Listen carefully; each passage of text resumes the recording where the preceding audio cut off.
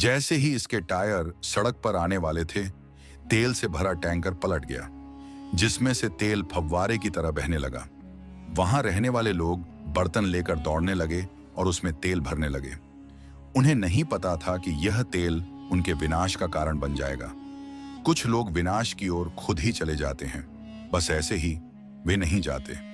इसके पीछे बड़े सत्य और ऐसे रहस्य छिपे हैं जिन्हें अगर हम जान लें तो हमारे रोंगटे खड़े हो जाएंगे। लेकिन लोग कदम दर कदम दौड़ते रहे। तेल उन्हें सोने जैसा लग रहा था। बर्तन लेकर वे इस तेल को पानी की तरह भरने लगे। देखते ही देखते टैंकर से इतना तेल निकला कि पूरे गांव में फैल गया। उस समय जब सभी लालची निगाहों से बर्तनों में तेल भर रहे थे, एक ऐसा दृश्य सामने आया जिसे किसी ने नहीं देखा, लेकिन वह साफ साफ था। देखते ही देखते टैंकर में आग लग गई। किसी को नहीं पता था कि आग कैसे लगी, किसने लगाई। कौन इतने लोगों की जान का दुश्मन हो सकता है कि पूरा गांव ही तबाह हो गया। यह तथ्य जानकर आप भी सचेत हो जाएंगे। यह कहानी होने जा रही है तुम मेरे पास ऐसे ही नहीं आ गए। यह कहानी नहीं है, यह एक सच्ची घटना है। सरगोधा के पास एक शहर है जिसका नाम है सलना वाली। ये वहां की एक दुखद घटना है जिसे सुनने के लिए हर कोई उत्सुक है। इस शहर में ऐसा होने के पीछे क्या रहस्य था, इसे देखकर आपका दिल कांप उठेगा। हर जगह भागो भागो की चीखें सुनाई दे रही थीं। सड़क पर भीड़ थी जैसे कोई उत्सव मनाया गया हो। यह उत्सव कोई उत्सव नहीं था, यह मौत का आह्वान था। सिर्फ एक व्यक्ति नहीं बल्कि पूरा शहर बुलावे पर चला गया। इतनी बड़ी मुसीबत हमारे अपने कर्मों से नहीं आती, हमें ऐसे अंत का सामना करना पड़ता है। लेकिन कुछ रहस्य जो हमें नहीं पता वे अच्छे हैं, लेकिन कुछ रहस्य जानना बहुत जरूरी है, क्योंकि यह पिछली कहानियों की तरह नहीं है जो हमने खुद बनाई थी। ये वह कड़वा सच है जो आज वहां हर कोई जानता है। लोगों ने इस घटना को इतना दफन कर दिया है कि इसकी खुशबू आज तक नहीं बची है। लेकिन ऐसा कैसे हो सकता है? इस घटना ने ही अपने अस्तित्व को इतनी ताकत दी कि यह हर किसी की जुबान पर रहती है। कहानी 2019 की है, जब कोरोना वायरस महामारी फैली थी। सलना वाली में मस्जिद के मशहूर इमाम अब्दुल करीम साहब रहते थे। अब्दुल करीम साहब के कोई संतान नहीं थी। उनकी एक बूढ़ी पत्नी थी जो मस्जिद के बगल वाले कमरे में उनके साथ रहती थी। अब्दुल करीम अच्छे आचरण वाले बहुत ही आकर्षक व्यक्ति थे। पूरा गांव उनका सम्मान करता था। अब्दुल करीम पवित्र कुरान का हाफिज होने के कारण पवित्र कुरान की शिक्षा भी देते थे। उन्होंने न तो किसी को दुख पहुंचाया और न ही किसी को उनसे कोई तकलीफ हुई। वह अपने जीवन में डूबे रहते थे और अल्लाह की इबादत करते थे। उनकी बूढ़ी पत्नी अम्मा नुसरत भी उनके साथ कमरे में रहती थी। गांव के लोग उन्हें सुबह शाम खाना देते थे और मदद के लिए कुछ पैसे भी देते थे। इस तरह उनका जीवन अच्छे से चल रहा था। वह धैर्य और कृतज्ञता के साथ अपना जीवन व्यतीत कर रहे थे। उसी मोहल्ले में नायला नाम की एक महिला रहती थी।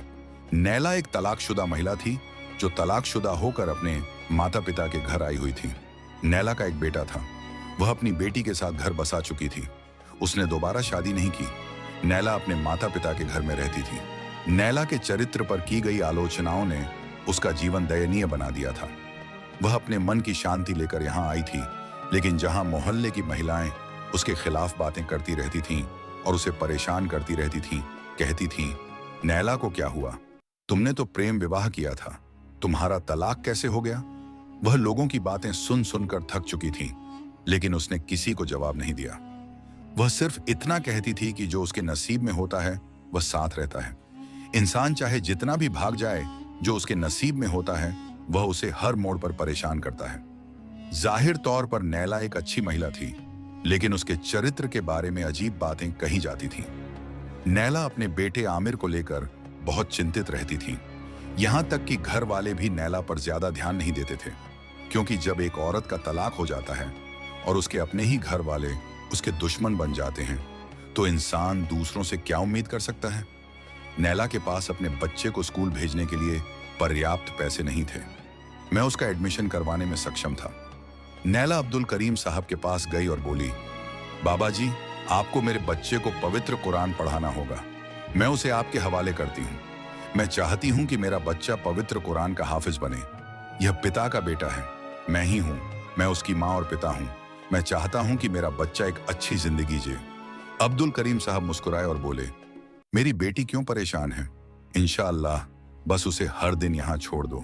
इंशाअल्लाह वह पवित्र कुरान की हाफिज बन जाएगी। नायला अब आमिर को रोज सुबह शाम मस्जिद ले जाती और कभी कभी खुद अपने कमरे में कुरान की तिलावत करती। मोहल्ले के कुछ और बच्चे भी उसके पास जाते। अब्दुल करीम साहब बहुत इल्म रखते थे। अल्लाह ने उन्हें बहुत इल्म दिया था। अब्दुल करीम साहब इस बात के लिए भी मशहूर थे कि जब भी किसी को बुखार होता, कोई बच्चा जिद्दी होता, तो वो उस पर फूंक मारते और कुरान पाक की तिलावत करते, जिससे परेशानी दूर हो जाती और बच्चा ठीक हो जाता।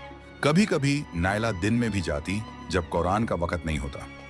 पहले तो लोगों को पता था कि वो अपने बच्चे को सुबह शाम कुरान की तिलावत करने के लिए छोड़ देती है, लेकिन दिन में वहां जाने का क्या मतलब था? दरअसल नायला अब्दुल करीम साहब की बूढ़ी बीवी के साथ ज्यादा वक्त गुजारती थी, क्योंकि जिसका अपना कोई नहीं होता वो किसी ऐसे की तलाश करता है जो उसका दुख समझे। नायला के घर वाले उसके दुश्मन बन गए थे। माँ उसे रोज डांटती थी, अरे लड़की, तूने पहले ही हमारी इज्जत थोड़ी खराब कर दी है। तूने हमारी इज्जत थोड़ी अपने किरदार पर डाल दी है। दाग लग रहे हैं, अब तुम्हारा तलाक हो रहा है। अब हमारी इज्जत नीलाम मत करो। इस गांव में हमारी इज्जत है, इसलिए यहाँ एक गंदी मछली आ गई है। ये पूरे गांव को गंदा कर देगी। मैं क्या करूं? मैं यहाँ नहीं रहना चाहती। आपकी बातें मेरे दिल में तीर की तरह चुभ रही हैं। मैं अब्दुल करीम साहब की पत्नी अमन नुसरत के बगल में बैठती हूँ। वह धर्म की बातें करती हैं। मैं बहुत खुश हूँ। वह अभी अपनी माँ से बात कर रही थी। ऊपर से उनकी भाभी आई। अरे नायला, बस करो, तुम धर्म के बारे में सीखोगी। अपना चरित्र छुपाओ, इसे साफ करो। तुम अपने पीछे इतनी गंदगी लेकर आई हो और अब भगवान के लिए हमें गंदा मत करो। घर पर रहो, नहीं तो मैं तुम्हारे भाई को बता दूंगी और वह तुम्हारी टांगें तोड़ देगा। नायला चुप हो रही थी, लेकिन उसने कहा, इतनी समझदारी से काम लो। मैं अपनी जिंदगी वैसे ही जीऊंगी जैसे मैं चाहती हूँ, और मैं वादा करती हूँ कि मैं कभी किसी को तुम्हारे चरित्र को हाथ नहीं लगाने दूंगी। मैं तुम्हारी इज्जत को नीलाम नहीं करूंगी। मुझे गलत मत समझो। दिन बीत रहे थे।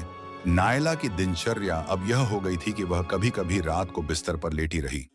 10 बजे तक वहीं बैठी रही। यह देखते ही गांव की महिलाओं तक खबर पहुंचने लगी। हर रोज लोग उसे देखने आते, बच्चे के साथ भी नहीं। वह पूरा दिन अब्दुल करीम के घर पर बिताती।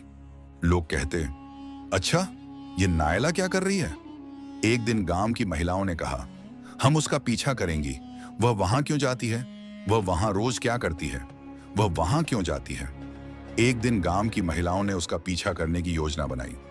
दोपहर में जब सब लोग अपने घरों में थे, नायला लॉन का दुपट्टा और साधारण कपड़े पहने अपना चेहरा ढक कर अपने घर के दरवाजे से बाहर निकली। गली से चलती हुई वह अब्दुल करीम के कमरे में पहुंच गई। उसे नहीं पता था कि गांव की महिलाएं उसका पीछा कर रही हैं। जब कुछ समय बीत गया तो महिलाओं ने कहा, समय हो गया है, अब हम ऊपर चलते हैं। जब महिलाएं वहां गईं तो नायला जमीन पर बिछे कालीन पर बैठी थी और अब्दुल करीम पास में बैठा था। गांव की औरतें आकर बैठ गईं। बाबा जी, हम पर भी फूंक मारिए। सुना है कि आपकी सांसें बहुत असरदार होती जा रही हैं। आजकल औरतें आपके पास आ रही हैं, बच्चे आ रहे हैं। आप भिखारी नहीं, साधु बन गए हैं। अचानक उनकी बात सुनकर वह हैरान हो गई। बोली, मेरी बेटियों, कैसी बात कर रही हो? मुझे समझ में नहीं आ रहा।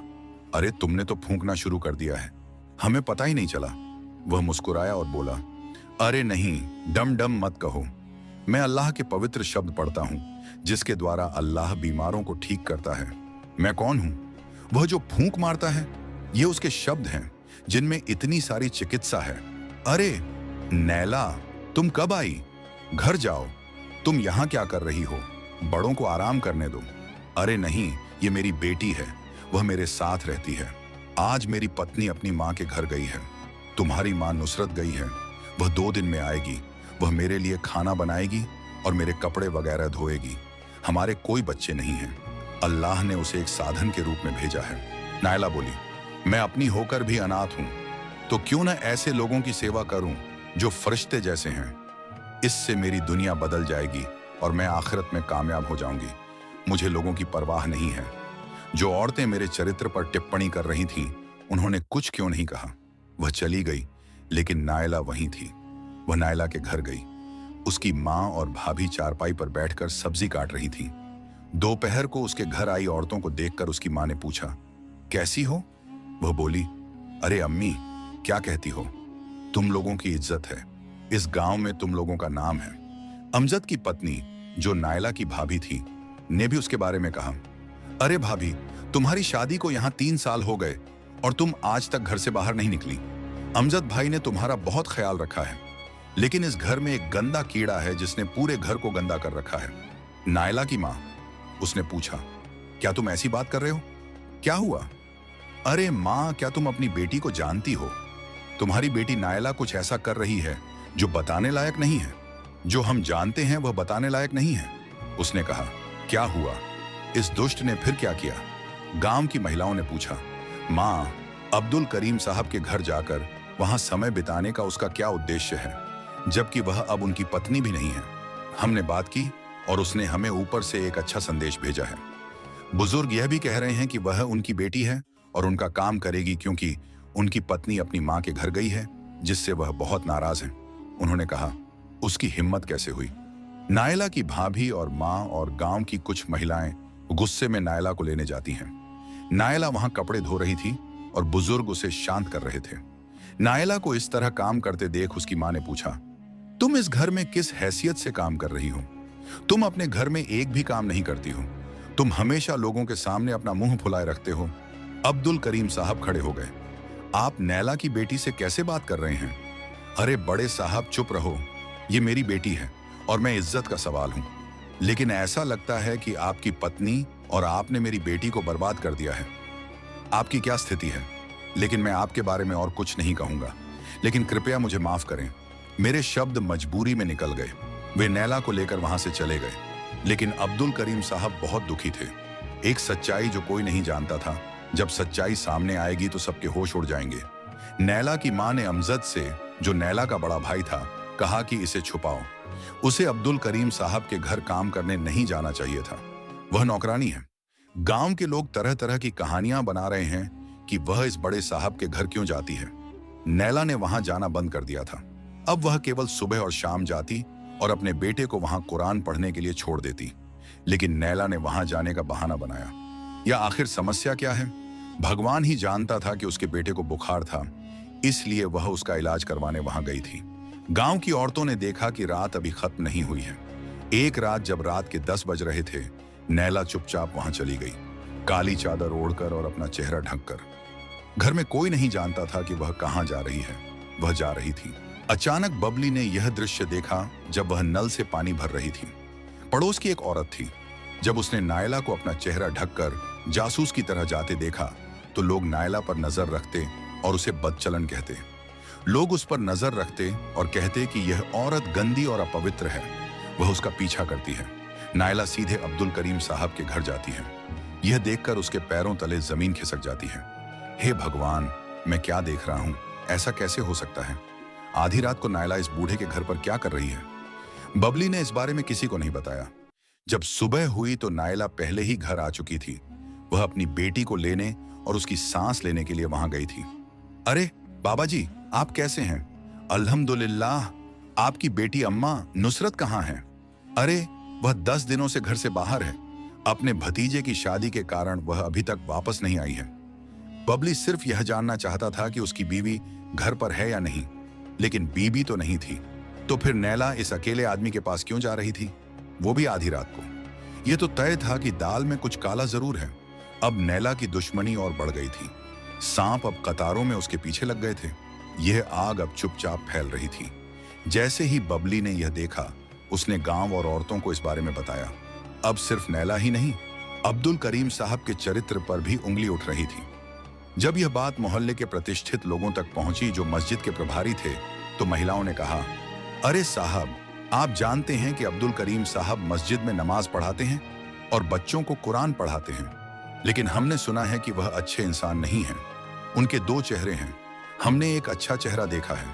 हम उनके दूसरे चेहरे के बारे में नहीं जानते, लेकिन हम जानते हैं कि वह इस गांव में गंदगी फैला रहे हैं। एक, नायला परेशानी की जड़ है। वह आधी रात को वहां जाती है और उनके पास बैठती है। मेरे भाई ने भी मना किया, लेकिन वह दिन में भी जाती है, कभी उसे सांस लेने के लिए, कभी बच्चे को कुरान पढ़ाने के लिए। अब हमारा मोहल्ला एक अच्छा मोहल्ला है। यहाँ सम्मानित लोग रहते हैं। हमारी बेटियां इस मोहल्ले में बड़ी हो रही हैं, उन पर क्या असर होगा? आपको फैसला करना चाहिए, यह कब तक चलेगा। गांव के कुछ लोग और साहब जी नायला के घर पहुंचते हैं और नायला के भाई से अपनी बहन को रोकने के लिए बात करते हैं। लोगों ने बच्चों को भेजना बंद कर दिया था क्योंकि लोग उन्हें गलत समझने लगे थे कि अब्दुल करीम साहब इसके साथ हैं। नायला और दोनों गलत रिलेशनशिप में हैं। इस दौरान नायला के भाई अमजद ने नायला को खूब पीटा। उसके शरीर पर नीले निशान पड़ गए, लेकिन फिर भी वो चुप रही। वो अपने बच्चे के लिए जीना चाहती थी, वरना जिंदगी मौत से अच्छी थी। अमजद ने कहा कि अब तो तुमने घर से बाहर पैर भी रखा है, मैं तुम्हें ऐसे नहीं छोड़ूंगा। ऐसा इंतजाम करूंगा कि तुम जिंदगी भर उसे याद रखोगी। नायला चुप हो गई। उसने बस इतना ही कहा, तुम लोग जो भी समझो, मैं पाक साफ हूं, अल्लाह जानता है। ये कहकर वो चुप हो गई और कमरे में चली गई। लेकिन अमजद के कहने के बावजूद वो अपने बेटे को कुरान पढ़ने के लिए वहीं छोड़ने जाती रही। अब्दुल करीम साहबी ने उन्हें चुपचाप देख लिया। अब तुम कमरे में रह रहे थे। नायला ऐसा करती रही, लेकिन अब गांव के लोगों ने कहा कि हमें इनका इंतजाम करना होगा। ये हमें कोस रहे हैं और इस गांव को गंदा करने में कोई कसर नहीं छोड़ रहे। करीम को नायला से कभी न मिलने की चेतावनी दी, वरना हम उससे मस्जिद का अधिकार छीन लेंगे और उसे इस हिजड़े से बाहर धकेल देंगे। जब कुछ लोगों ने अब्दुल करीम को बताया कि नायला का भाई भी वहां है, तो अब्दुल करीम ने कहा, मुझे माफ करना, मैंने अब तक अपनी पूरी जिंदगी इसी गांव में बिताई है। मेरे मन में कभी किसी के प्रति कोई दुर्भावना नहीं रही, लेकिन तुम लोग मेरे बारे में इतना गलत सोच सकते हो, मुझे यकीन नहीं होता। गांव के लोगों ने कहा, अरे बुढ़े, हम कैसे जान सकते हैं कि तुम्हारे पीछे क्या छिपा है। तुम्हारे जैसे कई लोग चेहरा बदलकर ऐसी गंदी हरकतें करते हैं जो इंसान की कल्पना से परे हैं, लेकिन तुम्हें इस औरत से मिलना नहीं पड़ेगा। अरे नहीं, तुम गलत क्यों सोचते हो, वह मेरी बेटी है। अमजद ने यह सुनते ही कहा, मैंने सोचा, तुम्हारी बेटी ऐसी कैसे हो सकती है? तुम उसे अपनी बेटी कैसे मान सकते हो? वह बेटी है या कुछ और? अब्दुल करीम साहब ने अमजद के मुंह पर जोरदार थप्पड़ मारा और कहा, बाहर निकलो इस कमरे से। ऐसा गंदा आरोप लगाने से पहले तुम लोगों को सोचना चाहिए था कि तुम किसके पास आए हो। गांव के लोग गुस्से से जल रहे थे। बुजुर्गों को नहीं पता था कि अब लोगों के दिलों में उनकी पहले जैसी जगह नहीं रही। वहां से वे चले तो आए, लेकिन अब उनके दिलों में नफरत बहुत बढ़ गई थी। अमजद आया। इस बीच नायला चारपाई पर बैठी थी। वह नायला के पास आया और बोला, गांव के लालची लोग, पुरुष, महिलाएं, बूढ़े और बच्चे अपने घरों से बर्तन लेकर पेट्रोल भरने के लिए इधर उधर भाग रहे थे। किसी को इतनी दया नहीं आई कि ड्राइवर को भी बाहर निकाल ले। बेचारा वहीं मर गया। लेकिन लोग अपने लालच में लिप्त रहे। उन्हें नहीं पता था कि आज उनके साथ कुछ ऐसा होने वाला है जिसे पूरी दुनिया देखेगी।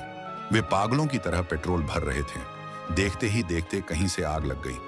जब पेट्रोल और आग एक साथ आते हैं तो क्या होता है, आप लोग बेहतर जानते हैं। आपकी गति और गर्मी बढ़ गई। देखते ही देखते आग फैलती चली गई। पेट्रोल भर रहे कुछ लोग इसकी चपेट में आ गए, लेकिन वे अपने घरों की ओर भागे। वे कैसे बच सकते थे? कोई बचाव दल भी वहां नहीं आया।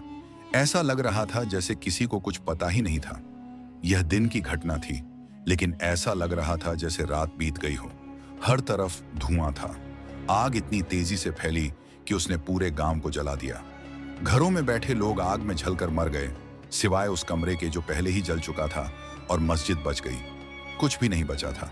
सारे घर जलकर खाक हो गए थे। लोग अपने घरों में मर गए थे। देखते ही देखते पुलिस और बचाव दल आ गया। उन्हें वहां कोई नहीं दिखा। इतना बड़ा गांव था, पर वहां कोई नहीं था। बहुत तबाही मची हुई थी। सारे घर जलकर खाक हो गए थे। लोग मर चुके थे। कोई नहीं जानता था कि यह सब कैसे हुआ, आग कैसे लगी और आग इतनी कैसे फैल गई। दरअसल यह उस अन्याय का इनाम था जो लोगों ने बुजुर्ग के साथ किया था। पूरा गांव वीरान हो गया था। पुलिस के साथ बचाव दल भी था और सरगोधा से आए एक धार्मिक विद्वान भी वहां थे। जब उन्होंने यह दृश्य देखा तो बोले, इसके पीछे बहुत गहराई है। हम आपको बता दें कि आप लोग इस गांव में ना आए, क्योंकि यहां बहुत बड़ा पाप हुआ है। यह उसकी सजा है। आज भी वह गांव सुनसान है और कोई भी इस सड़क से नहीं गुजरता। लोग कहते हैं कि उस बुजुर्ग की आत्मा इस गांव में भटक रही है और उस टैंकर को भी उसी आत्मा ने पलटा है। लेकिन यह आत्मा नहीं हो सकती। यह अल्लाह की तरफ से इस अन्याय का इनाम है और बुजुर्ग की आत्मा का वहां भटकना इसकी सजा है। तर्क यह है कि आज भी वह दुखी हैं। और लोग कहते हैं कि बुजुर्ग की आत्मा ने शायद बदला लिया होगा। लोग बहुत सी बातें बना रहे हैं, लेकिन सच ये है कि इस घटना ने दिखा दिया है कि अन्याय का अंत भयानक होता है और लोग यह नहीं सोचते कि वे अन्याय कर रहे हैं। लेकिन इस बुजुर्ग के पास कोई नहीं था, बल्कि अल्लाह ही था जो देख रहा था।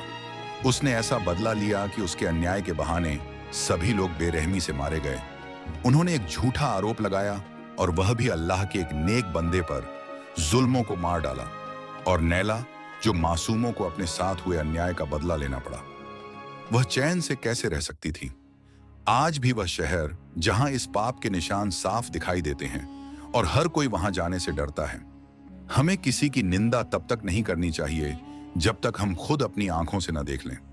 और अन्याय करते समय हमें यह सोचना चाहिए कि हम अन्याय का बदला लेंगे, क्योंकि अल्लाह सर्वशक्तिमान देख रहा है।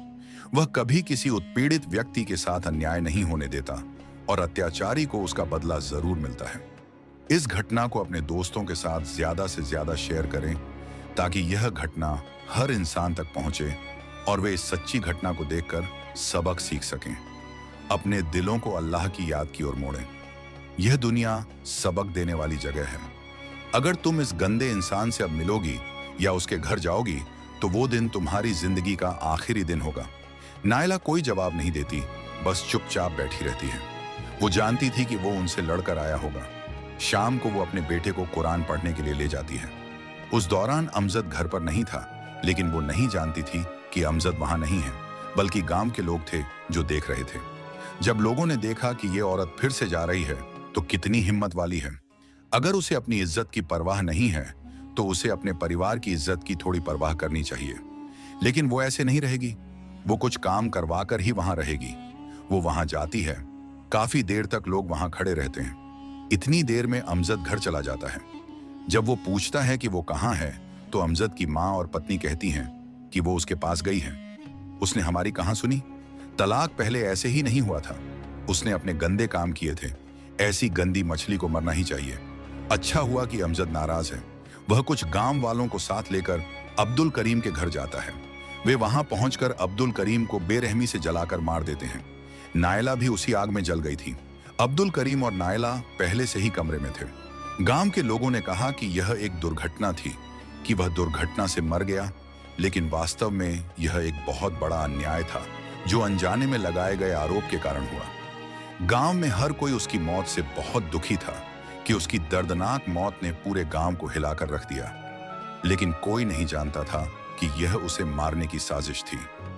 वे बुजुर्ग जो अच्छे थे, जिनकी जुबान हमेशा अच्छी बोलती थी, तेज चेहरे वाले हाफिज कुरान बुजुर्ग, गांव के लोगों द्वारा क्रूरता से नफरत की गई थी। और नायला, जिसका सब कुछ खत्म हो गया था, अपनी बेटी के लिए एक मां बनकर बैठी थी। हर अन्याय को सह रही थी, लेकिन लोगों ने उसे राहत की सांस नहीं लेने दी। अब गांव में शांति फैल गई थी। किसी ने नहीं सोचा कि उन्होंने कितना अन्याय किया था। उन्होंने अंधे होने के आरोप में 2 लोगों को बेरहमी से मार डाला था। कुछ दिन बाद जब अम्मा नुसरत वहां पहुंची तो उन्होंने देखा कि कमरे में आग लगी हुई है। उन्होंने कहा, भगवान भला करे, क्या हुआ है? आग लग गई है। गांव के लोगों ने कहा, अरे अम्मा, बहुत दुख की बात है। पिछले हफ्ते कमरे में आग लग गई थी। किसी को नहीं पता था कि आग कैसे लगी। अब्दुल करीम साहब और नायला वहीं थे। वे दोनों फंस गए थे। हमने उन्हें बचाने की बहुत कोशिश की, लेकिन हम उन्हें बचा नहीं पाए। यह देखकर अम्मा नुसरत की आंखों से आंसू बहने लगे। वह रोने लगी। कुछ दिन बीते कि वह बेचारी भी इस नश्वर संसार से चली गई। अपने पति के जाने का गम उन्हें अंदर ही अंदर खाए जा रहा था। वह इस बात से अनजान थी कि वह खुद नहीं मरा, बल्कि उसे बेरहमी से मारा गया था। आग उसी ने लगाई थी। उन्हें नहीं पता था कि उसके जाने के बाद लोगों ने क्या क्या आरोप लगाए और नफरत फैलाई। वह वहां से चली गई। यह गांव क्रूरता की पराकाष्ठा पर पहुंच चुका था, लेकिन अब वे इतनी शांति से कैसे रह सकते थे? उन्होंने बहुत बड़ा पाप किया था। उन्होंने उस आदमी को बेरहमी से मार डाला था। वह जगह आज भी एक जगह है। उसे डर ने जकड़ लिया था और आज भी कोई उसके पास नहीं जाता। जैसे जैसे दिन बीतते गए, वसंत आ गया था। सब कुछ सामान्य था।